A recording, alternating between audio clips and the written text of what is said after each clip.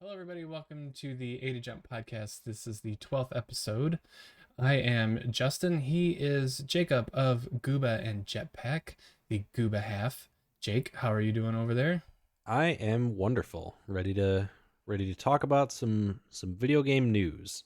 Yes, we have plenty to talk about.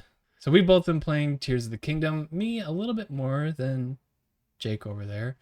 I've been playing Final Fantasy XVI. Jake's played the demo. I have a little mini review put together for that. And then last time there was so much Summer Game Fest stuff, we didn't get through all of it. So we're gonna go through the rest, or our favorite announcements from the rest of the showcases, whatever Mm-hmm. word you want to use for that. A little bit of news, and then if we have time, I want to discuss The Witcher season 3 on Netflix, Okay. which it's pretty good. I like it Yeah. a lot. Okay. Okay. That works All for right, me. so let's dive in. Jake, Tears of the Kingdom. Is there any chance in the world this isn't everybody's game of the year? 100% no. Like this No. it is game of the year. That's not a debate. Or that's It, not there's no argument against that.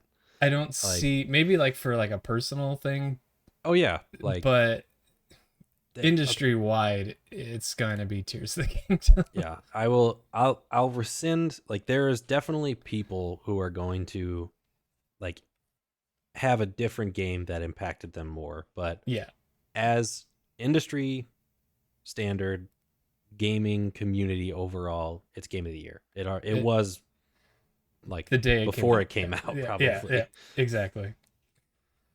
So I've crossed the century mark. I'm over 100 hours. That's a Jake, you hell of a way said, to put that. yeah, the century mark, man. Yeah. You said you're about 45 hours in, which is still pretty good. Yeah. But yeah, I am completely in love with this game. Oh, Uh, and I completely loved Breath of the Wild, and it is Breath of the Wild dialed up to 11. I mean, on they steroids. they expanded Mhm. every aspect of that already perfect game and made it even better, which I didn't think was possible. I was kind of nervous that it wouldn't hold up, but holy crap. Yeah, they completely knocked it out of the park on this one. I was kind of different with Breath of the Wild. I know I've talked about this before, but I it took me years to get into that game, really. Just Same, cuz honestly, yeah. like never played a Zelda game before. Started it at one point and was interested, but it kind of overwhelmed me, the thought of like this massive world, no, like, I was so used to the open worlds of, you know, Ubisoft and stuff, where it's like there's a million markers on a map and like Mm-hmm. all this stuff, to like a list of things to do. And with Zelda, like you still have that list, but it's not like right in your face. You kind of still have to seek out the things that you're trying to do. Exactly. Zelda does.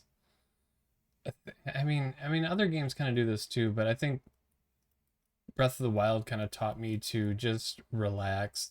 Mm-hmm. Don't stress out about having to finish this game because that's Mm-hmm. not like the point of the game. The game is Yeah. to just explore and find things out on your own. Yeah. And I think I boasted last time that I didn't look anything up. Mm-hmm. Like I didn't look up shrine solutions or things like that. And you can still just have so much fun completely on your own, and I think that's what this game does better than any other game I think I've ever played. Mm-hmm. Yeah. I will fully admit that I am in the camp of looking things up when I'm Mm-hmm. stuck. Not like Well, right away, but yeah, um I think I went a really big chunk, maybe like, geez, I don't know, 60 to 80 hours without looking anything up. really. And then I Okay. kind of got, I don't know, bored isn't the right word, but Mm-hmm. like my favorite thing in games is collecting things, and that's what this game is so good at. Yeah. But so I wanted to get all like the armor pieces and stuff, Mm-hmm. and those would be very hard just to find them all naturally. Yeah. So I looked up their locations, which again, you just look up what cave this set of armor's in, where to Mm-hmm. go, and then I close it. I'm like, okay, that's the Yeah. cave I need to go into, and I just go explore Mm-hmm. that cave. So it's it shows me where to go, but not what to do type thing. Yeah. Which I've I get that. Like I'm kind of in the area where it's like I'll get to a point where if I'm stuck on some like one specific task for more than like, 10, 15 minutes or something where I literally yep. haven't made a single step towards the goal, then I'll look it up and I'll see like, okay, what's the next thing I need to do? And once Yeah. I figure that out, I'm like, okay, close. Like Yep. I can go on from there. Like That's yeah. it's you just need that little push Yep. sometimes to And Tears of the Kingdom is I don't know how just the game design of it is just remarkable that you can do oh yeah. that. Like, you just get pointed a single direction and you're good. You can Hmm. just keep going for a while. Yeah. Um, like I said, the collecting part is probably my favorite part in any video game. Just kind of going and because I would love to just go get all the Korok seeds. I don't know how many there are. There Hmm. were 900 in Breath of the Yeah. Wild, and I think I got a few hundred of them, and like Hmm. had a genuinely good time doing it. So I would love to just have 100% completion on Yeah. this and have fun throughout all of it. However 300, 400 hours it would probably Yeah. take to find all those Korok seeds. Hmm. And when we talk about gameplay design, like I think some people, at least even us, like I think before release, we didn't know about the depths. We knew about the Yeah. sky islands, but we didn't know about the depths, and the depths just add an enormous level of exploration. Hmm. Um, and as because I try to explore it, I kind of struggle with the depths because it's so resource heavy, and Yeah. it's kind of hard. Hmm. But um, I've been trying to explore more of that as I go, and it'll kind of like completely block you off Yeah. from getting to another area. And I struggled because I'm like, well, how am I supposed to get over there? I'm like, well, duh, you guys have to jump down a different hole. Yeah. So I just started jumping down different holes, and I'm like, oh, there's this one little offshoot area. I'll go check that out, I guess. And I walk into a coliseum, Hmm. and I fight 5 Lionels. Yeah. And what is going on? And there's a chest in the middle, and then after you defeat those 5 Lionels, you get a piece of armor. I'm like, that. Hmm. What other game gives you that sense of exploration and rewards you in that way? It's just so cool to just see a little piece on a map, go check it out, and Hmm. find something crazy that you never would have expected. Full disclosure, I was like on the road for work for a couple weeks, and that should have been the time that I was like playing constantly. Yeah, what's wrong with you? I don't know. I just like I went through this bit where I was like, I don't know if I really want to play like anything really. I Um, get that. Yeah, definitely. but I came home and I was like, all right, I need to like I was so excited about this game. I loved it when it came out. I need to keep going. Like I can't just because all I had done up until like last week was just a bunch of shrines, cleared a bunch of towers, but like I'd done nothing with the story. Um, and now that I'm like back into it, I've started playing it the way that, you know, I think is kind of intended. Like I'm doing some story missions, but then Intended. intended, there's not an intended way, you're right. Exactly, but yeah, I know what you Um, mean. but I've started like, completing some story missions and then along the way, I'm finding more shrines and towers and Koroks and like all of the fun little completion stuff that I like Yeah. to do. Yep. So I like at this think point, um I have one tower left to clear. I've done two temples, which were a ton of fun. Like They are. I They're forgot good. how enjoyable those sections are. Mm-hmm. But yeah. Um, I've done three. I guess I should say I've only done three. Hmm. Um, I haven't done the desert one just because I don't like deserts. Especially in video games. I don't know. It's just they freak me out. They look hot. I don't want to. I don't want to go into Not them. fun. No. But yeah, I've cleared all the towers. And the thing I think I like about Tears of the Kingdom a little bit more than Breath of the Wild is the shrines, Hmm. both in like their content and like finding them. Hmm. Because I think the shrines were kind of hard to find in Breath of the Wild, Yeah, kind of. just through like natural exploration, Hmm. and I had to look a lot of those up to uh to find them. But in Tears of the Kingdom, I think I've just found like I don't know 80 or 90 just out and about, Yeah. and so that is definitely a more satisfying thing that Tears of the Kingdom does a little bit better. Hmm. And I mean, we haven't even touched on the like the Zonai devices Yeah. and just how bananas we can get with those things. I mean, it's so fun. I don't know how much um, exploring in the Sky Islands you've done, but a lot of the um, armor pieces are up there, Hmm. and just the natural puzzles that the Sky Islands themselves impose is incredible. Because Hmm.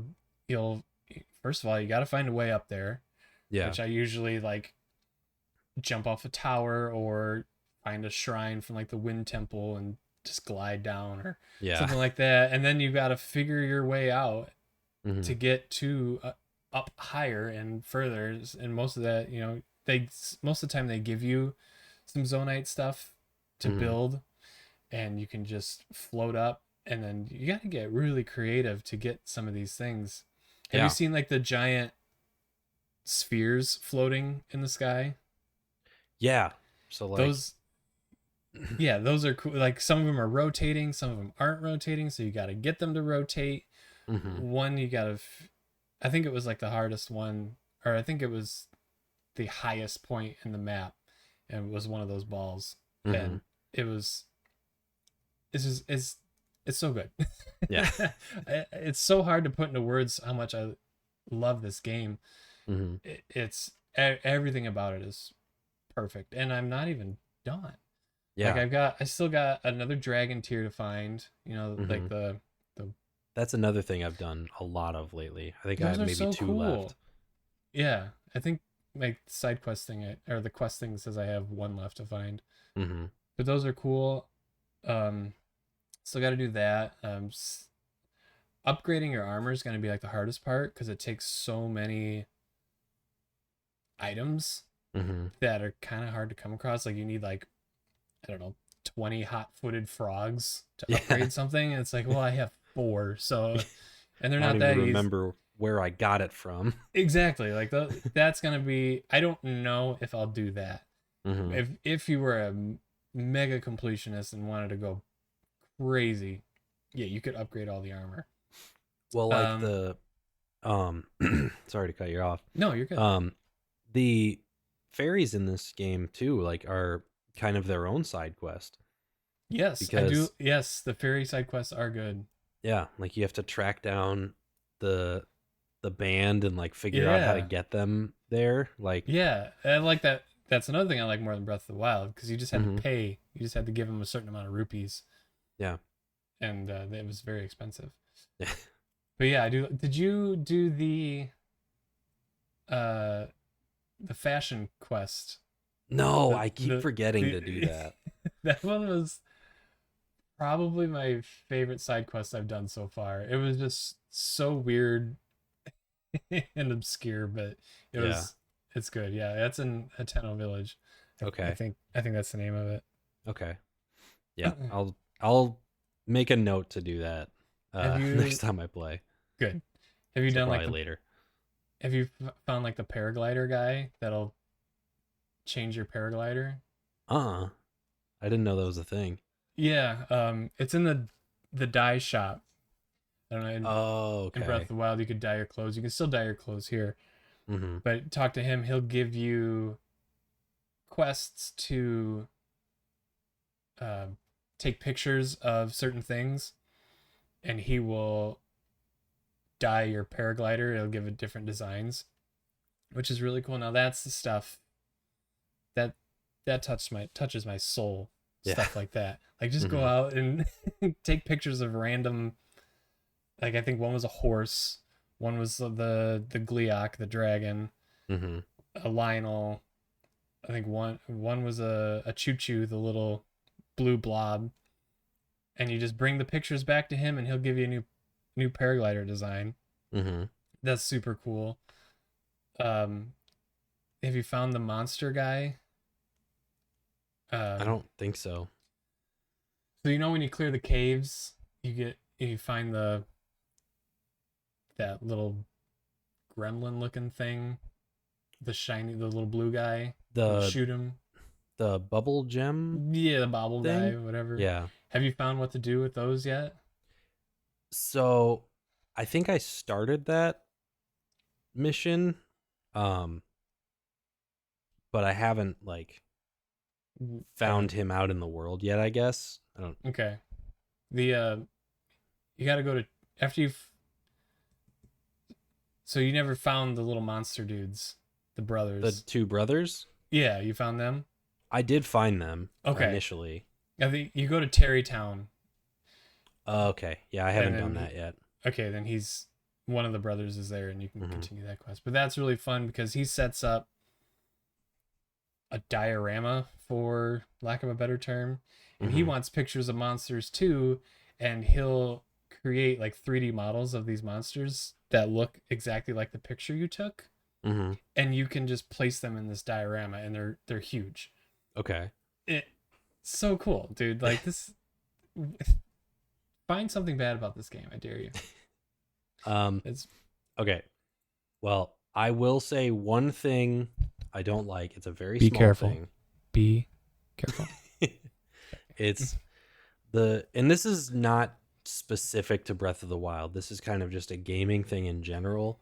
I Mm-hmm. do not like the shrines where they're uh they take away all of your equipment and you just have to beat a bunch of Zonai. Like They're so hard. God, I've started 3 of them and I haven't beat one because I'm so I'm actually no, the I did beat one of same. them. I'm But the exact same. Yes, I have a few uncompleted shrines, and they're those ones. yeah. They're hard. Oh man. And So like we've talked about I think we talked about this in maybe the last one. Like the combat is kind of my least favorite part of Breath of the Wild or of Tears of the okay, Kingdom. Like it's it's not bad by any means. It's just like no, of all the other things you get to do, like fighting's not really like my favorite. I It's I probably my agree. least favorite. I would probably agree with that. Yeah. It's again, I'm the same as you. It's not like I don't like the combat or that it's bad. It's just my least favorite part of it. It's Yeah. like, oh, now I gotta fight something, and Yeah. that's probably just because I'm pretty bad at video games, and I'm not very good at killing stuff. Yeah. Well, like completing the temples, I'm like the most fun part is just unlocking the 4 or 5 like mechanics to it. And Mm-hmm. then, once you like you turn on the mechanism or whatever, then the big monster comes out and I'm like, "Oh, fuck, I thought I was done." Like You've done the Wind Temple, right? yeah, Okay. that was the first one I did. All right, let me ask you this first. Have you had that moment playing this game where you do something and you're like, Jesus, I am a genius. That was incredible how smart that was. Yeah, I think I feel like I know what you're getting at, but the Wind Temple monster, where you have to like break the like glass Yeah, parts of him or whatever. right. Like that was the first moment for me where I had that like I am so I'm so fucking smart. smart. Where No one I else is like gonna be able to dive figure bomb this out. through the glass, and I was like, I'm a genius. You Like, dive bomb? Okay. See, I didn't yeah, do that. I just shot it with arrows. yeah. I literally like I was flying over it, and I had a limited amount of arrows to begin with, so I was like, I'm screwed. Uh huh. Um, and I was like, I wonder what'll happen if I just like hold R and do the dive, and you shoot through it. And I was like, See now, gamer okay, now god that's good. That's right good. here. That mine is much less cool than that, but it is in the Okay. it is in the wind temple. And I think it was the first time I realized, like, oh my god, I'm a genius. Is you gotta like use Ultra Hand and you gotta flip those switches to open the doors. Yeah. But one of the switches is broken, and so Hmm. you can't move it. And I'm like, there's icicles laying everywhere. Just stick it Yeah. on there, flip it. I'm like, my god, no one else is figuring that out. But of course, like everybody Yeah. figured that out. It's so funny. Yours is actually good. Yeah, I just shot him with arrows. But that's what that game does though, is like it lets you like come up with new things. Or like you can do everything so many different ways that it kind of gives you the opportunity a lot to be like, I'm a fucking genius. Like, how did I think of that? Exactly. Um, so that monster Colgera, I think is the name of that I don't remember. dragon, I think or so, probably. um. So I was exploring through the depths and unlocked a light beacon, whatever they're called. Mm-hmm. Um, and it revealed a part of the map that just looked like a huge cavern. Mm-hmm. So I'm like, oh, gotta go check that out. Yeah. And Colgera was there. Like I jumped down in Really? there, and out comes the Wind Temple monster. I'm like, okay, sweet. I guess we'll fight him again. And it was like the exact same fight. It wasn't any harder or anything. Mm-hmm. But at the end of it, there was like a piece of bone on the ground, and I couldn't pick it up or anything. And I don't know if you've noticed this. This is my dumb Zelda moment. Mm-hmm. If there's like something on the ground that you can't pick up or anything like that, you should just fuse it to a weapon. And it was like Yeah. it was like Calgera's jaw. It looked like a jawbone. You just put it on a Ooh. weapon. Yeah, it was pretty crazy, but it's strong. Yeah. Oh, I bet. But I noticed that with the flux constructs, the big cube things that are in the sky, Yeah. they Mm-hmm. drop the little spinny gear things. Mm-hmm. And for the longest time, I'm like, I can't pick this up. I don't know what to do with it. I guess I'll just leave it. But you're Mm-hmm. supposed to fuse it to a weapon. Yeah. Like, did you know that? No, I did not. Okay, yeah, me neither. I saw. I think I probably saw it on TikTok or Reddit or something. Like, what do I do with this? Just fuse it. Oh, Yeah. so if I you come mean, across something you can't pick up, but it looks like an actual item, try to fuse it to a weapon, and that'll work. yeah. Fuse is one of those things that I just like I forget. So it's probably my least used ability because I just forget that it's a thing. Like, Well, I think you're gonna get to a point where you don't have strong enough weapons yeah. anymore, because that's where I got. I'm like, I can't beat anybody. Everybody kicks my butt because I have literal wooden sticks for weapons. Yeah. So yeah, you're gonna have to get to that point where you just, because I'll gather like 4 or 5 weapons, and then I'll just sit down and I'll go through like my strongest fuse items and just fuse them, so I've got them. And Yeah. now combat's not really as Yeah. difficult anymore. But yeah, so don't forget about fuse, otherwise you're gonna start struggling. Yeah. I definitely use it a ton with arrows, but I Okay, feel like it's a lot easier See, to I do don't that use with it. that. I don't use it with arrows. Really? Yeah, and I think the reason I don't like it is because it's a one-time use. Yeah, Fuse that's it to an fair. arrow, you hit it, it's gone. Or if you put it on a weapon, you've got it through that whole weapon's Mhm. durability. So I would rather use it on a weapon than an arrow. What's good with the arrows is the Keese eyeballs. Yeah. Those will hit the head every time. So Oh, it that's hits the head of. Okay. Yeah, I thought it it's was just handy.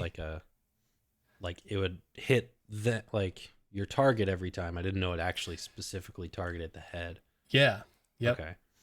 It's good when you fight the giant sleepy guys. I forget their names. Yeah. Um, they're good with the giant eyeball Hmm. when they move around a bunch. So if you just back up a little bit, throw a Keith's eyeball on it, Hmm. you'll hit him and knock him over. I wonder, have you tried that with the rock structures or whatever?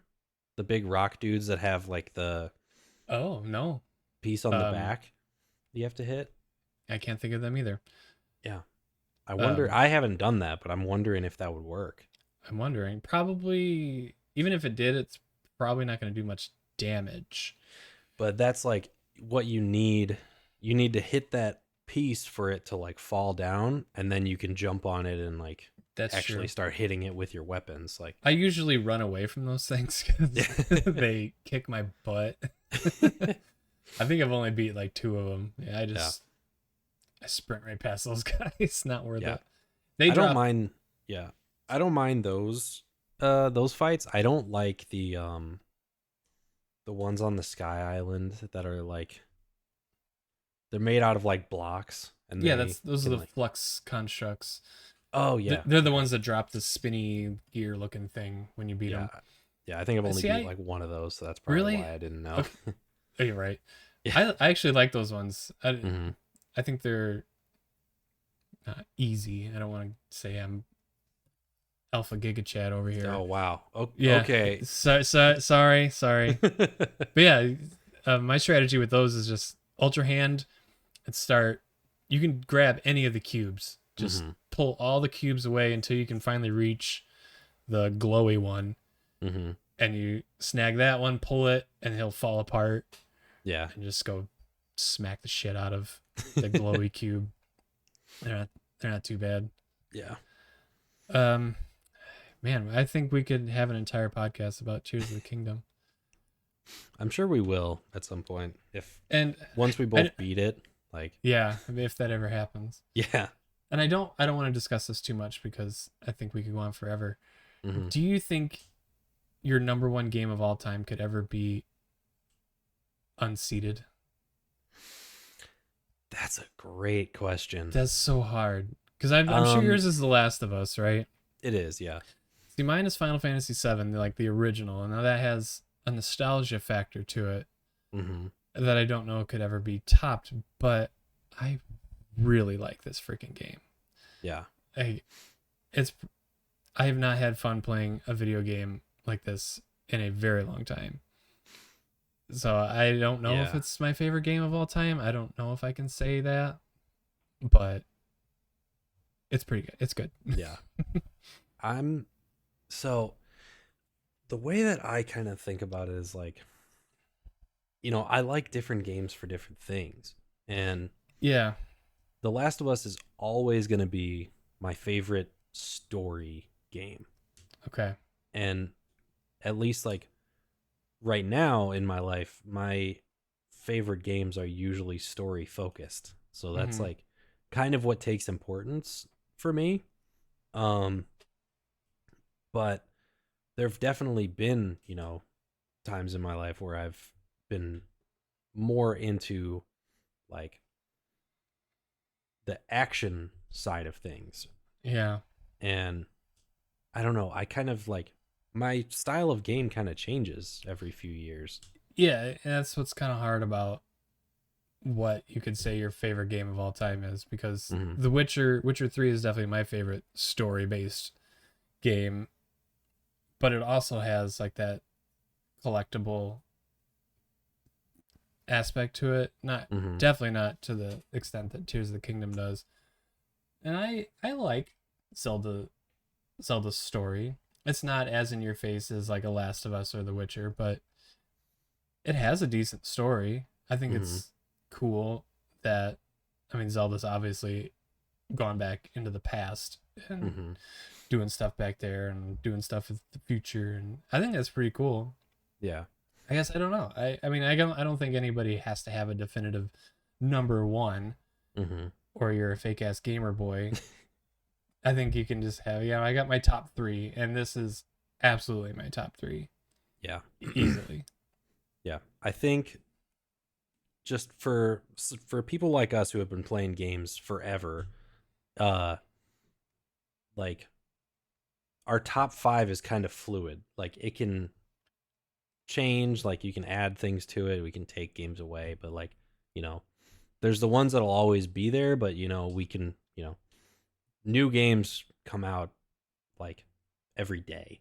So Yeah. like there's always going to be, as long as, developers keep making good games and keep innovating, there's always going to be new games that like kind of threaten to take that spot. Yep. It's tough. Yeah. But all right, that's enough about Tears of the Kingdom. We're gonna move on. Hmm. Um, Final Fantasy 16. I'm about 17-ish hours in, according to my PS5 little counter thingy on the home screen. Okay. And you said you played the demo, correct? Yes. I Awesome. played and What? beat the demo. Okay, so you played it all. Hmm. I would like to know your quick thoughts on the demo. What did you think about it? Um, I liked it. I liked it actually a lot more than I thought I would. Just I don't know how it is like comparatively to the rest of the game. I know the demo is like the first 3 hours ish, right? Yep. Yep. Okay. So, um, I definitely enjoyed it. There's a lot of cutscenes. Like Whole lot of it is. cutscenes.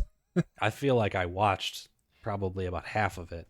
Yep. Um, which isn't a bad thing. Like I know they're setting Yep. up the major bits of the story. Um, but it was just like, you know, kill a couple guys, do a cutscene, walk like down this cliff, do a cutscene. Like it was, I felt like I didn't have control for a lot of it. Yep. Um, but overall, I liked the combat a lot. It did. I think we talked about this off the podcast, but I think it definitely has some like sort of God of War type qualities Very with the God of War. combat. Yep. Yep. Which I think actually, helped it for me because I was like, I've always thought of Final Fantasy as being more like turn based or, Mm-hmm. like you're playing with a team of characters and stuff. And that always just seemed a little bit overwhelming for me.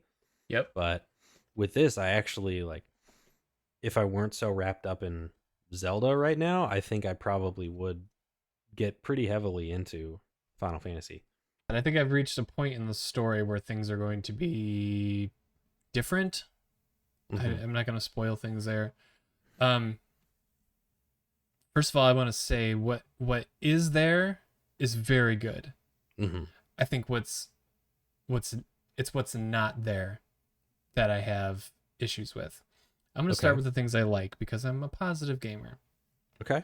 So from the very start, I think the direction of this game was very much a Western style told story where they didn't start like they recorded all the English dialogue first and Mm-hmm. then the Japanese dialogue, which I guess has never been done before in like a Japanese made game. Yeah. So they said they heavily based this off Game of Thrones, like season 1 through 4, and that's you can see the themes there for sure. Yeah. Um, so I think where that really comes through is the voice acting. I it's phenomenal. It's not cringe, which Yeah. you would normally get from a Japanese made game.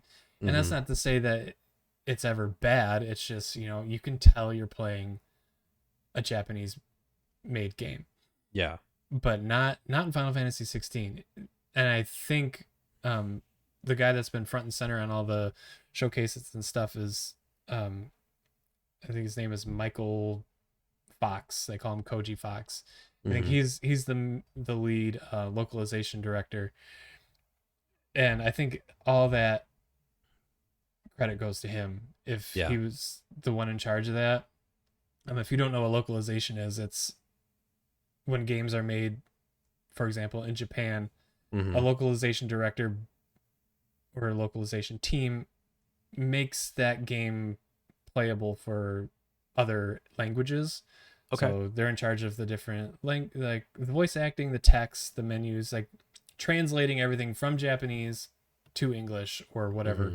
thing you want. So Yeah. I think Koji Fox 100% nailed it. It's not cringe. It's very good. It's funny at times, and not like, okay, that was the lamest joke I've ever heard. I've like genuinely like laughed out loud and Mm-hmm. stuff like that. So Yeah. that's, I think, my favorite part about it. It's the Yeah. voice acting's top notch. The visuals, beautiful, like perfect. Like Yeah. nothing to worry about there. It performs well. Um, all the characters look great. All the flowy hair is beautiful. The giant monsters, the icons, super cool. Yeah. Yeah, so visuals fantastic. Story pretty good. They definitely tried really hard to make this a cool story, and I think it comes through. It's going places that I didn't expect. Mm-hmm. um I'm getting some near vibes, some near automata vibes. So I'm wondering if maybe some people Okay. worked on that, because there's definitely they've talked about it in trailers and other previews before about the Fallen, which were like the ancient race before humans in this Mm-hmm. world existed. Okay. So some of those things are coming through, and it's really really interesting. I'm excited to get further into that. Mm-hmm. It is a Final Fantasy game, so the music is top notch. Yeah. um I forget his first name, but his last name is Soken. It's like Masayoshi Soken or Mm-hmm. something similar. He did the same guy that did the music on Final Fantasy 14 as doing the music on this. Perfect, top Yeah. notch. No, nothing to worry about. Let's see. It is very linear, extremely linear, Okay. and I don't.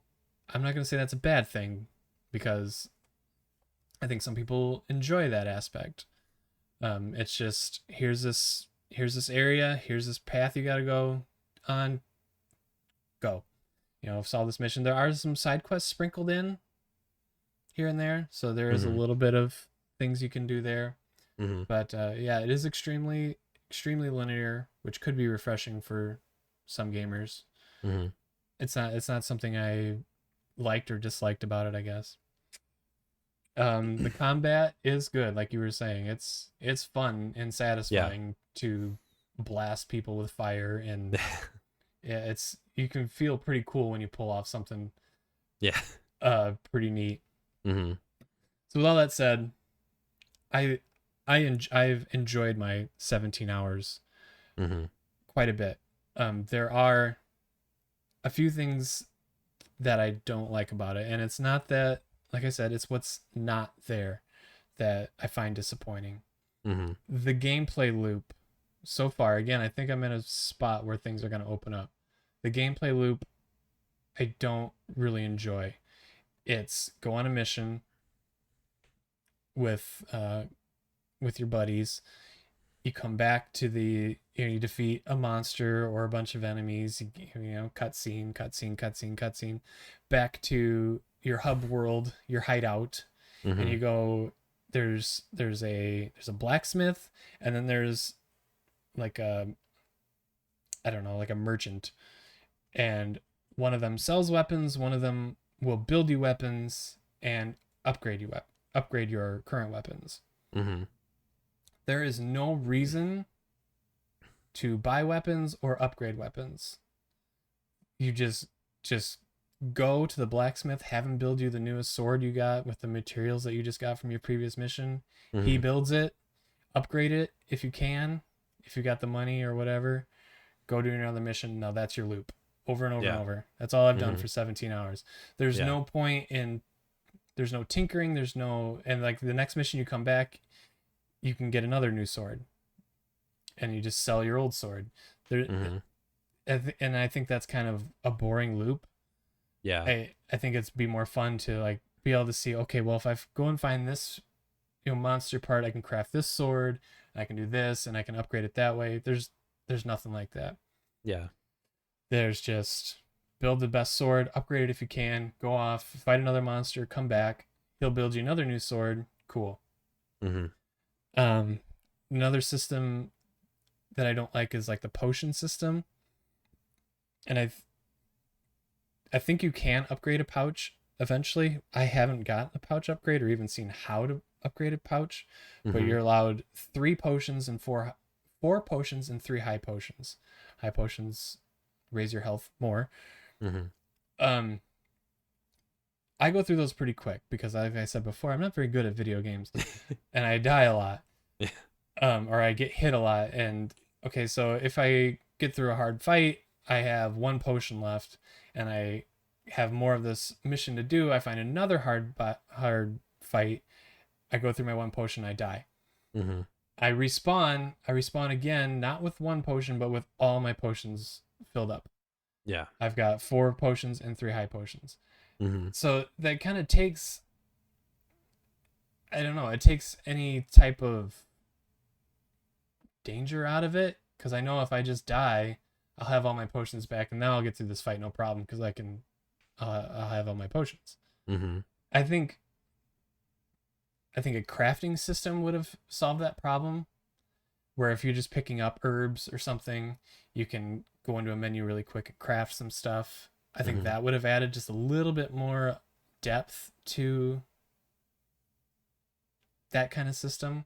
Mm-hmm. Whereas I'm not worried. I'm not worried that I only have 1 potion.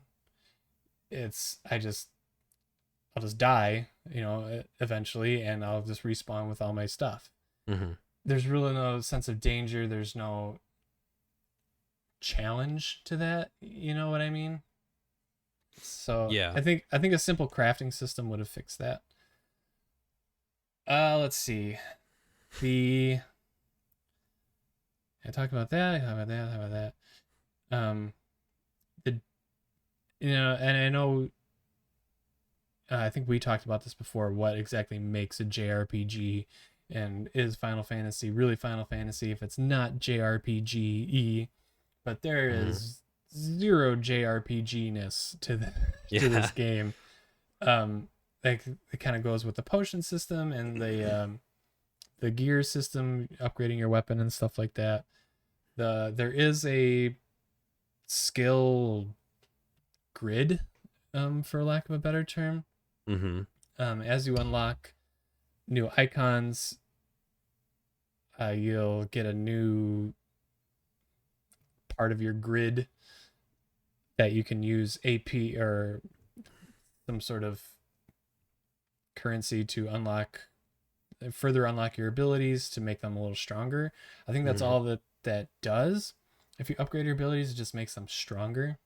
Mm-hmm. You can unlock some new abilities, and you can kind of tinker with the abilities in that way. But again, it's so linear. You don't have much of a choice in what you can upgrade. Mm-hmm. You don't get you. I can't farm an exorbitant amount of AP and min max the Phoenix abilities. Even like, okay, I always do all the side quests. Even those side quests, they give you like 10 AP. Like Mm-hmm. you're not gonna be able, even if you did all the side quests, I bet you don't have enough to earn another ability or Mm-hmm. something like that. So I don't really like that part of it. It just feels like, where's how do I want to put this? Where's like my version of this game? Like how can I make this my version different from your version? Like Mm-hmm. I bet if you continued playing, I bet our games would look extremely similar. We'd have the same weapons, our skill trees would look the same. I think I That's something I don't like about a video game. Mm-hmm. Is I don't need it to be wide open. I don't need it to be Tears of the Kingdom for things to look, our hero's path to look completely different. but just something to make it my own would be Mm-hmm. nice. And you mentioned God of War. I think God of War is a very good direct comparison to this. And I did not play God of War Ragnarok. I did watch the entire thing on YouTube though. Mm-hmm. Uh, the depth to the combat, God of War is far better than Final Fantasy 16 in that aspect, because you Mm-hmm. got your different weapons, and I think you've got, I don't know, I forget what they're called, like just like the trinkets you can add to them and stuff like that. There's nothing like that in Final Fantasy 16. You can tinker a little bit with your icon abilities, Mm-hmm. uh because you start off with the Phoenix ones, and then kind of quickly you get um Garuda's abilities. And now, like I said, I'm about 20 hours in, and I just got a third one. Yeah. So I think it's a hard sell to say to you, Jake, you just got to get through the first 20 hours and this game will really open up. The combat will be so much better. You'll be able to explore some stuff Mm-hmm. and tinker a little bit more. I don't think that's a good sell for a game. I think Yeah. what I've played in 17 hours is very good. It's just, I don't think I want it to be a 50-hour experience. I Yeah. hope now that, because Final Fantasy, I think, is my favorite series, I'm going to finish this. I Yeah. think a lot of people who maybe just like dabble in Final Fantasy games, I don't think maybe they won't really jive with this as well. Mm-hmm. Do you think you're gonna play this if you've got time? Um, maybe at some point it might be like you know, down the road if it's on sale or if I somehow like do everything in Tears of the Kingdom and I don't just Right. keep playing that. Um, something that I wanted to ask you now that I've heard kind of your thoughts on it. Mm-hmm. Um, do you think that it's almost oversimplified, like in comparison to previous games? Like you say, you know, the combat is kind of basic. There's not really like a need to upgrade your weapons because you just buy the next one or whatever. Like, Yeah. I mean, yes, kind of. I think if they're really trying to appeal to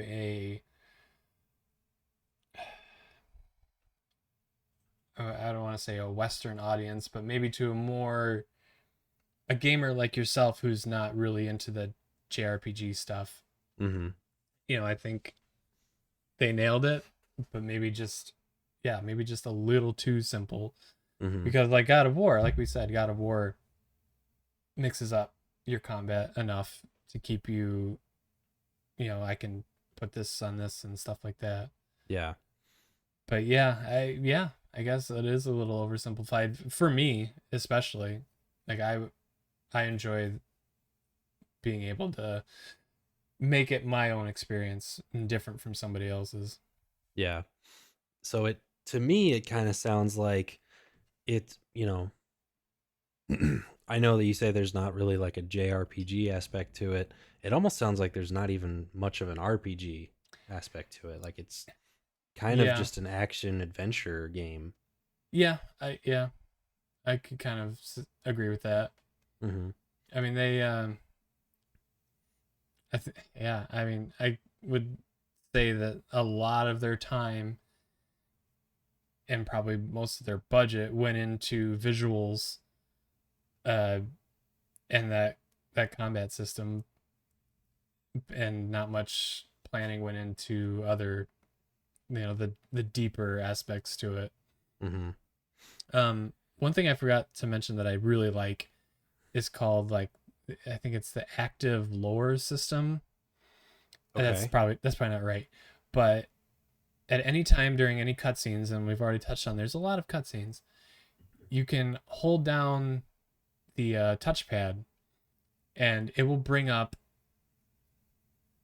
every person that's in that cutscene and the location you're at in that cutscene, Really? and you can click on, it's like, well, who's that again? Where are we? Click on that person, and you'll get a rundown of who that is, where you Okay. are. It, so cool. That is Yeah. a really good idea. And there's an NPC at your hideout called like the Lore Master, and you can go and talk to him, and you've like fill him in on your adventures, and he'll write them down, and you can go into his lore thing, and you can look up anybody, look up any location, get the story so far. It's really cool. You can just kind of sit down and read about everybody, read about the world and stuff like that. Mm-hmm. So that's a really cool aspect. Like I said, the things that are there are perfect, very good. Mm-hmm. It's just a lot of personal things that I find wrong with it that I think a lot of other quote unquote JRPG fans wouldn't like either. Mm-hmm. Okay. Well, yeah, I think it's not off the table for me by any means. It's just like it's not something that's a I get high enough priority to add to my current, gaming Sure. Yep. catalog. Like I said, and like yeah, I mean, it's not gonna be a short game. No. It's not a 20-hour thing. Mm-hmm. But yeah, I mean, I think you would like it. I Yeah. think it would. I mean, I don't think you would love it, but I think you would enjoy your time with it. Yeah. One thing that I thought of uh after I'd already kind of said my part in it that I don't really like is it seems like there are parts of it that could have been more streamlined, I guess. Like Mm-hmm. there's, sections in the demo where, you have to go through a certain area, and then once you beat the enemy there or whatever, you have to find your way to the next one. And all it is just like you find a wooden pallet that you can break. And then there's like not a quick time event, but like just a button prompt where you have to like hold R2 and like kick the thing down. It's like you have this giant ass sword. You could do Why this can't I way literally cooler. just swing the sword at this wood, break it, and move into the next area? Because like, You know, I think that's a game design thing, mm-hmm, and Final Fantasy VII Remake was criticized heavily for this, for squeezing through like a tight area mm-hmm, yeah, as a loading screen. When yeah, they say yeah, and I think Final Fantasy 16 kind of does the same thing. It needs mm-hmm, time to like as you're pulling R2 to go through that very slowly. It needs to offload the previous yeah. area and load in the new one. Which, So I agree. It'd be funner to just smash things, but mm-hmm, yeah, like, and that I do understand. Like, that's a pretty common thing, especially with more linear stories. Is like they'll have you kind of slide through a little crevice where all you really have to do is hold forward, but while you're doing that, it's building like the next room or mm-hmm. whatever. Like that's definitely not a new thing by any means. I Right. just think like I don't know. I guess I was under the impression that it was more of an open world type of game. Mm-hmm. And now hearing that you saying it's a lot more linear, like I guess that makes more sense then. Yeah, definitely my first uh 17 hours is incredibly linear. Like I said, I think things are going to open up now. I haven't had a chance to play because I've been working for 2 days or 2 weeks Yeah. straight. Yeah. Um, But like but yeah, opening up after 17 hours, that's that's hard. It's hard to tell somebody. It's like saying you got to get through. Season 1 and season 2 are a little meh, but 3 through 10 are really good. And like I can't do that. I'm not gonna waste my time. it's like you realize that's like 16 hours of television. Like, Yeah, like I can't do that. Well, all right, that's Final Fantasy 16. yeah, I will be back in touch after I finish it. yeah, I'm excited. I'm excited. Like I said, the things that I wish were there, aren't a game breaker at all. mm, I'll keep playing. I like it. yeah. Jake, you signed up for Threads yet? I did, yeah. I You haven't. did? Oh yeah, So because I accepted your request. yeah, so it's on. I mean, really, all you have to do is just like sign in with your Instagram Hmm. account, and it'll just automatically like pull everything from Instagram. So you just Yep. follow all the same accounts and stuff. And I even like I'm never gonna use it. I'm on Twitter right now, and I don't post on Y- there either. Right. Um, I just wanted to like see what it was. So in my bio thing, I just put like I will never post here. Okay, at least you're honest, you know? Yeah, I mean, I'm never gonna really use it, but I'm like, if Twitter dies, like maybe this will become the new Twitter. I don't it def think it that's. I don't know. it definitely needs. I think after Twitter put out like the you can only view 600 tweets a day now. I think their Facebook is like, yeah, launch it now. It's ready. Twitter's Get it out there. sinking. It's sinking because there's a lot of things that they don't even have like a Threads doesn't have like a feed of just the people I'm following. It's Yeah, just a purely algorithmic news feed or whatever, which is fine, but yeah, whatever.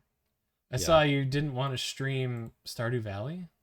Is this true? Okay. Is So we were trying to figure out what we were gonna stream on Tuesday, uh-huh. and uh, Jetpack suggested Stardew Valley, because we have a co-op farm on there. Perfect. But in order for us to both stream with like both cameras and both games, I think that was what we wanted to do. We'd have to figure out how to co-stream, and I think because it was 4th of July, we wanted to do the stream a little bit earlier, so that give me like an hour to figure out how to co-stream, Hmm. which I've never done before. And Sounds I like was like, I think we push that to another day. Like, sounds like an excuse to me. Stardew Valley is an excellent game. it is. I do enjoy it. We play it pretty regularly, but it Do was you? just like, yeah, we like probably like every few days when I'm home, Nice. be like, you want to she'll be like, you want to Stardew for a little bit? And I'm like, yeah, okay. Let's Stardew it up. Yeah. I'll tell you, my wife does not play video games. Hmm. Um, but when Animal Crossing came out, she kind of got into Animal Crossing, Yeah. and she's like, you know, it's fun. It's fun just to walk around, but there's really nothing like more to do. We've done it all, Yeah. and I played most of that. But I was like, well, I've always heard about Stardew Valley. Let's check that out. Hmm. This woman does not play video games. 450 hours in Stardew Oh. Valley. Yeah. That's a She went nuts on that. Now that's over like probably 2 years, but still, but yeah. she that same save file, she 100% completed it. She she cooked every meal. She um I don't even remember what all you got to do to get 100%. I think you got to get like 10 hearts with everybody. I She didn't know did it you all. could 100% that game. Yeah, you can. Yeah, and you get a cutscene. Hmm. There's a up by the railroad tracks. There's a boulder blocking a stairway, Hmm. and that stairway only moves, or that boulder only moves when you get 100% completion. Oh And you my can go god. up there, and it's just a like a 2-minute cutscene, and that's when credits roll. Yeah. And yeah, so she did it. That was Wow. amazed. Yeah, she I hasn't think played a game since. I mean, I think Stardew cuz we both played quite a bit of Animal Crossing, her definitely more than me, but I'm I'm probably over 100 hours on So my New Horizons. And that was kind of my only complaint about Animal Crossing was like there wasn't, once fully upgrade your house and like you get um all the fish and the bugs and the art, like all of that, collectible type stuff, there really isn't much to do. Yep. Like, And it's hard because I could only play it like one time of day. And yeah. Animal Crossing is, you know, whatever time it is in real life is what time it's at. Hmm. in the game. So if certain fish only come out during the day or at night, you just never Yeah. catch. Just never caught those fish. But Stardew Valley has a phenomenal game. Mm-hmm. I'm looking forward to his new game. Oh, is he making a new one? Yeah, I didn't know that. Haunted Chocolatier is the name of that one. You run a chocolate shop instead of a farm. That sounds awesome. Yes. Okay, weird tangent. Stardew Valley for some reason. Yeah, every now and then you gotta switch it up a little bit. Yep. Stardew Valley is really good. That's great. Everyone should play that game. That if there was ever somebody that's like, hey, I think I want to get into video games, or I've never played a video game before in my life, what should I start with? Stardew Valley. Yeah. I don't think there's any more perfect game to start with than that Yeah. one. It's such an easy point of entry for Yeah. new gamers. Yep. Like nothing happens if you don't want to do the combat. Mm-hmm. If you die, like nothing really happens. You can lose some stuff, but you can get it back. Yeah. Like it's a very, like you said, very easy entry point. Yeah. Okay, enough about Stardew. So there's several more presentations after Summer Games Fest, the ones we talked about. We had the Ubisoft Forward, we had the Xbox presentation, there was a Nintendo Direct, there's a few others that I can't remember. I think that's all the major ones anyway. Mm-hmm.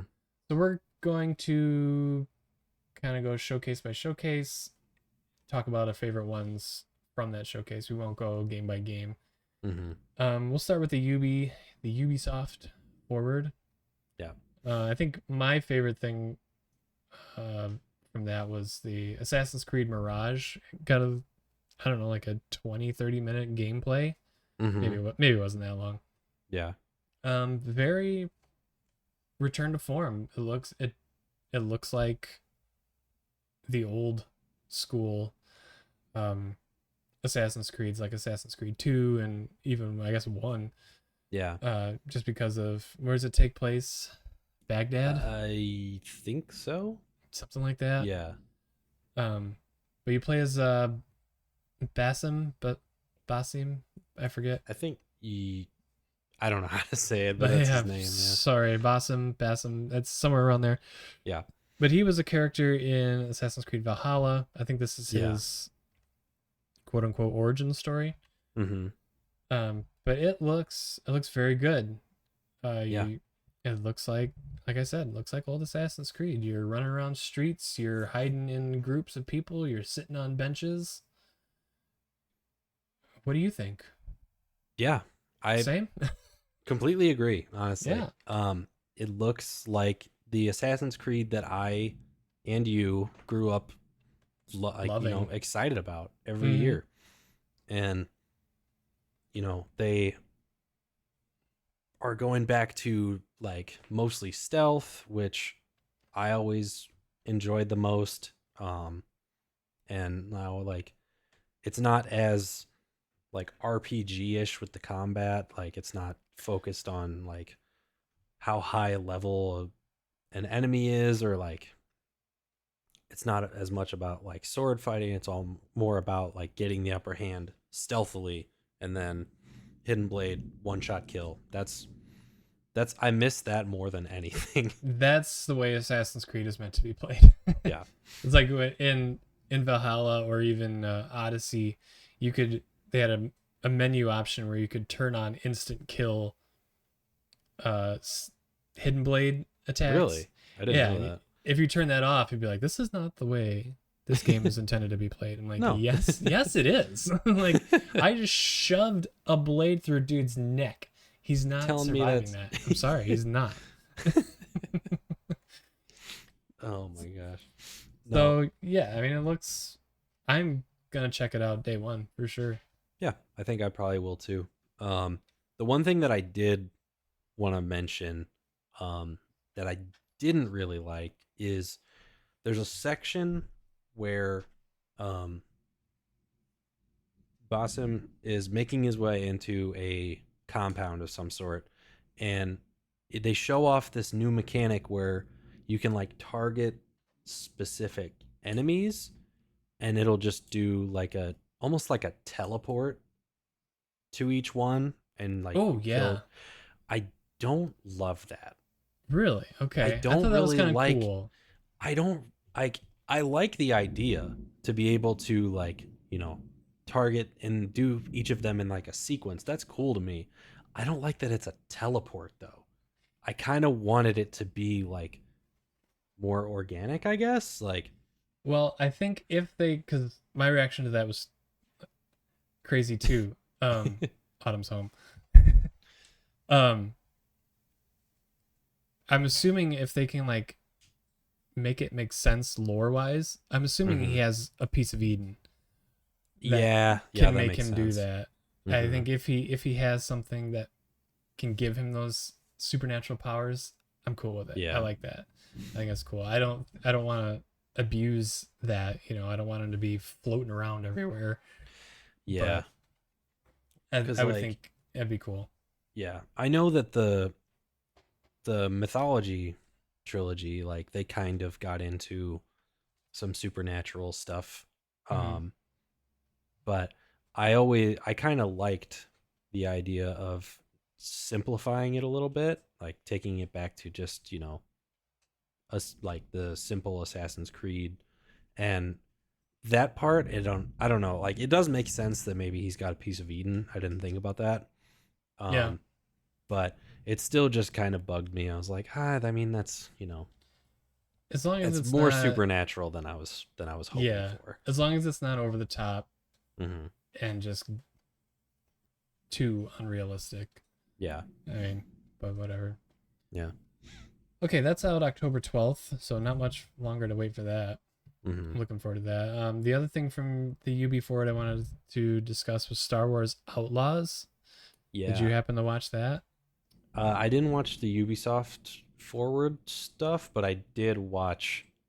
I think it was also at the Xbox showcase. Yeah, I think you're right. Yeah, I did watch that, and I did uh, enjoy that quite a bit. Yeah, that looks pretty cool. I know I'm a bigger Star Wars fan than you are, but um, hmm yeah, it's supposed to be like open world Star Wars. hmm Um, I forget the name of the woman that you play, but it looks like you're just gonna run around and get into all sorts of shenanigans, and I think Yeah, that's perfect for a Star Wars theme. yeah. It's not, yeah, you're just I don't know. I kind of got like cyberpunk y vibes, like you're just like hmm a mercenary, kind of just going off and doing whatever you need to do. Um, yeah, I think that's gonna work out well. Yeah. That's out in 2024. No release date there, hmm but it looks like you can, uh, like in the gameplay demo, she has a meeting with somebody and has to like go on the run, and she gets in a spaceship and flies out, and hmm there's like some ship combat, and there might be some multiple worlds you can travel to. Okay. So, Yeah. interesting, interesting. Yeah. No, that looks very cool. I mean, Yeah, I'm actually excited about that one. yeah, good. All right. So that's all I had to talk about from that. Let's move to the Xbox showcase, which was extremely impressive. Yeah. I think There was that a was my lot there. favorite. I think it was my favorite showcase of Summer Games Fest. Uh, Definitely a contender for sure. yeah. I guess my first one will kind of bounce back and forth here Okay. was Fable. hmm I don't know much about Fable. I think I watched somebody play the old Fables way back in like middle school or something, Yeah. but I never played it. I mean, it's a fantasy RPG, which is right up my alley. So hmm we don't know much about that. There's no info other than those few trailers. hmm It looks extremely creative. Um, so I'm excited to learn more about that and Yeah. get to try that one out. hmm All right. Um, are you done with Fable? Yeah, yeah, I'm Okay. done on Fable. We didn't have like Yeah, sorry, no, a not much to say about planned Fable. transition. So, No. um, so the first game that I had that I wanted to talk about was In Exile. Do you remember that one? It was That's not the name of the game. oh wait, In no, Ex- you're right. I'm sorry. That was In Exile's the developer. fake gamer. You fake Clockwork gamer. Revolution. There it Sorry. is. So Clockwork Revolution Is um developed by. by In Exile. I'm There it so is. dumb. Um but no, I thought that one looked really cool. It's kind of like it almost gives me like a BioShock vibe. Very, very Bioshock. Um but with like steampunk, and there's like some sort of like time manipulation aspects to it that looked pretty cool. Mm-hmm. Um and just a very interesting art style. Like I'm always excited about games that try and like, you know, do things just a little bit, you know, outside the Different. box. Yep. That's going to be a big theme for my games coming up here. Yeah. But yeah, I agree. I mean, we were watching this together, this showcase, and Mhm. I think both of us were like, "Oh man, new Bioshock. That's crazy." That's yeah. I was like, And are they making a BioShock Infinite 2 or something? Like, yeah, that's pretty wild. No, this is something else. yeah. It's not like they own that art style or anything, but I'm excited for In Exile. I'm excited to see what they can bring to the table because they've made the Wasteland series, Yeah. which is like a CRPG. Wasteland 3 came out a couple years ago. It was very good. I didn't play a lot of it, but what I did play was a lot of Mhm. fun. It's turn-based combat, grid-based, uh, very good, very customizable, very fun, very choose your own adventure type kind of thing, I guess. Mhm. But I'm excited what they can do with a big budget game like this. Yeah. That should be pretty cool. Okay. My next one is Persona 3, which is getting a full remake. Okay. Um, I love, sorry, I really enjoy the Persona games. I've never finished one. Um, Granted, those are enormous games. I played Persona 4, I Mhm. played Persona 5, but I've um, never gotten more than like 20 hours in, which is Which barely is still scratching a the surface. lot. Yeah, that's barely scratching the surface. Now you want to we compare that to Final Fantasy 16. Now you want to talk about JRPG stuff. Mhm. Persona is like one of the J-est RPGs there is. Yeah. But that's just got a release date of 2024. Um, I'm just excited for a new Persona, another Persona entry. I need to get through Persona 5. Mhm. I need to do that. Yeah. Um, I have it. I have it on my Switch. I have it on my PlayStation. I have no excuses. I need to play it. Mhm. But okay, what's your next one? My next one is Senua's Saga, Hellblade 2. Too scary. Yeah. I am right there with you.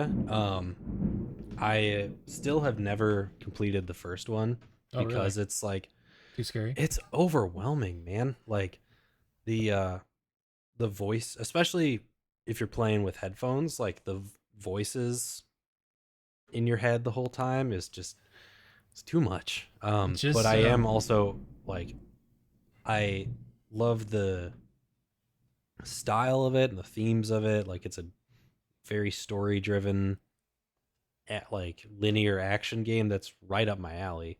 So I need to just kind of like toughen up and finish the first one because I really do want to play Hellblade 2 when it comes out. yeah, the trailer that was in that, and I've just got like some cheap. I guess they weren't cheap, but they're just the PlayStation Gold headset or something like that.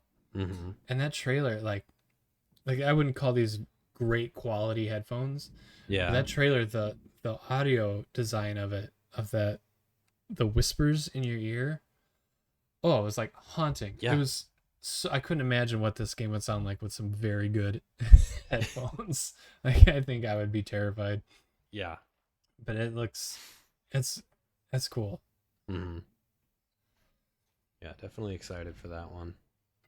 Okay, next was Avowed for me. Mm-hmm.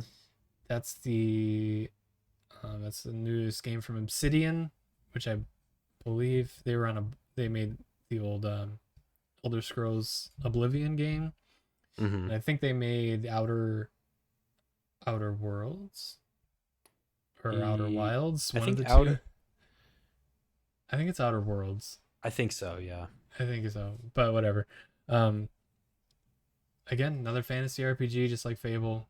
Why Mm-hmm. not? Give it to me. The world needs more of it. Yeah. No info on that. No release date or anything like that. Yeah. Probably still very early in development on that one. I would imagine. Yeah. Um. Okay. So one that not really. I don't even know if I'm gonna play it. I just wanted to mention because it looked really cool. Was South of Midnight. That looks pretty neat. Um. Like again, just a very interesting art style. Um. And it almost, I might be wrong on this. I'm not exactly an animation expert, but it almost looked like claymation. At least like the animals did. Oh Or not, boy, maybe not claymations. Maybe that's not South the of right word. Midnight. Um, I thought I knew what you were talking about, but I guess I don't. yeah, it's Okay, yeah, I do. I do. Yeah, that looked not claymation, but like almost a, oh, what's, I don't even almost know like what. a Borderlandsy type art style, cartoonish yet not. If you look at like the animals, especially, it's like, did you ever see that movie Coraline? Yes. It's like So every it like a Tim Burton. yeah, it's almost like a Tim Burton style animation. Yeah, I would agree with that. Yeah. Who's the developer on this? Compulsion Uh Games. They worked on We Happy Few, yeah, which I didn't which play. me neither, but I think a lot of people really like that game, Mhm.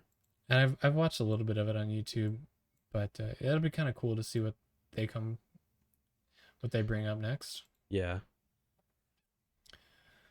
Okay, my next one is you're gonna love my Japanese pronunciation here. Kinitsugami, Path of the Goddess. Now this is Well done. A thank you. plus. Yes, I'm Japanese master. Um, this is a new and brand new IP from Capcom, which you want to talk about things looking out of the box, different, weird. Mhm. This had a really crazy art style, very unique character design. Mhm. I pull up their website just to kind of give the rundown. Kinitsugami Path of the Goddess is a brand new title which upholds Capcom's legacy of original and innovative works. This labor of love follows in the tradition of truly unique titles such as Okami and Shinsekai Into the Depths.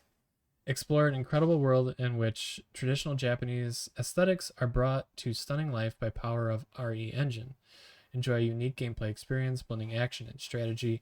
Witness an epic clash between the spirit realm and mortal man.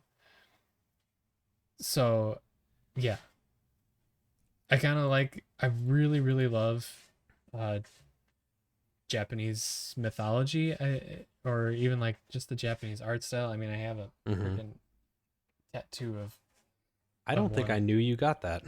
Oh, really? Yeah, Yeah. I got this last year. Oh, I'd Uh, seen the dragon. I don't yeah, think I ever saw that. I got the dragon here. But yeah, I would love just to get a whole sleeve of Japanese style tattoos. I love that, and Mhm. this is very very Japanese art style. I think it deals a lot with maybe like the mythology, like Japanese mythology, like all the gods and monsters and stuff like that. I think that is really cool. I'm pretty Mhm. excited for this. Um, no info, no release date, no nothing. Just a really cool gameplay trailer that Yeah. you should go check out. Yeah, I do remember this one. I've got the trailer going right now. It looks really cool. It does, very unique. I hope it's not. I hope it's not. I hope it's not. Um, a Dark Souls, a Souls like. It Yeah. has the look of a Souls like, and I don't like those games, Jake. I'm not good at video games. I I did can't play see, those. yeah, like I sort of skimmed through the rest of the or all the trailers today, just Hmm. preparing for this, and I feel like every samurai game lately I'm comparing to Sekiro, and that's Yeah, probably like a little bit closed minded, but it does sure. give me like Sekiro vibes from the combat. Yeah, and I don't know. We'll see when some more stuff comes out. Hmm. All right, what's next for you? The next one I had, which I don't know how to pronounce, Okay, Jusant, that doesn't sound right. Jusant, I don't know, Jusant, just aunt. Jusant, Jusant, Is Jusant. this I the don't is this know. the climbing one? Um, Yeah. yeah, it's a climbing game, like a climbing puzzle game, which Okay. um something that I think a lot of people don't like about these games, but I really like, especially with Tomb Raider and Uncharted, those types of adventure games, is I actually enjoy the climbing aspect of it. Um, Okay. Especially if it's, you know, it's not just holding up, like you have to, you know, jump over things and kind of be strategic about it. I like that. And Okay. it looks Great. like it's pretty much a game kind of focused on that. Um, just like having to, you know, go over different terrains, and like you probably have to use different skills for to get over certain terrains. And yeah, I just think it looks fun. It does. It does look cool. Apparently, Jusant is French, Okay. meaning something. Low tide. That doesn't seem right. I think Google Translate's let me down on that one. Come on, Google. Come on, Uh, Google. and it's a narrative game told without spoken dialogue, which Ooh, is kind of interesting. That gives very me interesting. like Limbo or Inside Yep. vibes. Some environmental Um, storytelling. Give it to yeah, me. that's all I want from indie games, is like just tell an interesting story and do it with That the I, world. yep, that I don't have to read. Yeah. Yep. Give it. Don't make me pick up scrolls, please. Exactly. just just tell me by what's happening on screen. Yeah. Oh, All right. So my next one is called Dungeons of Hinterberg, and okay. I realize I don't play a lot of indie games. Granted, I don't have a lot of time to play a lot of games anyway, so I just play my Do any of favorites. But us? right, but this one looked very cool, very stylized art. Um, just like some crazy abilities going on screen. Mm-hmm. Uh, I like I said, like we were talking earlier, like give me something that looks and feels different. Mm-hmm. Um, and this looks very different. It's super cool art style. And I'm just gonna read a little snippet from their website. Armed with a sword and a tourist guide, explore the beautiful surroundings and uncover the challenges hidden within its dungeons. Master magic, solve puzzles, slay monsters, and build relationships. All this and more await you in Hinterberg. So just from the gameplay alone, I was kind of sold, but this even more uh sells me. Mm-hmm. It kind of, I mean, unfortunately, we're going to compare a lot of things to Zelda nowadays, Yeah. but yeah, solving puzzles, stuff like that, exploring, fighting monsters, like the combat looks pretty cool. Looks like there's some really interesting puzzle solving going on here with like, I don't know, like 3D environments that you're rotating. Yeah, that's really cool. Yeah. Again, I don't, yeah, there's no information on this one either. But I need to up my indie game, Jake. Indie games are important. I think we all kind of do. There's, Yeah. you know, Sorry, indie developers. I love you, but there's just not enough time. I mean, for people, nor- normies like us that have, we don't do this as a career, at least not Mm-hmm. yet. Fingers crossed. Um, like Run our way, we yeah. only have time for so many games, and Yeah. only money for so many games. And That's the big one. like, right now, some of the biggest but most time consuming releases are coming out with Zelda and Final Fantasy. And, like Yeah, and this this is year is a big one for very I time was consuming games. yeah, I was just gonna say the same thing. This is a Mm, very good year for really big games. yeah. All right, Dungeons of Hinterberg. Check that one out. It's really good. Looks really really good. Mm. All right. Well, my my next one here is Payday 3.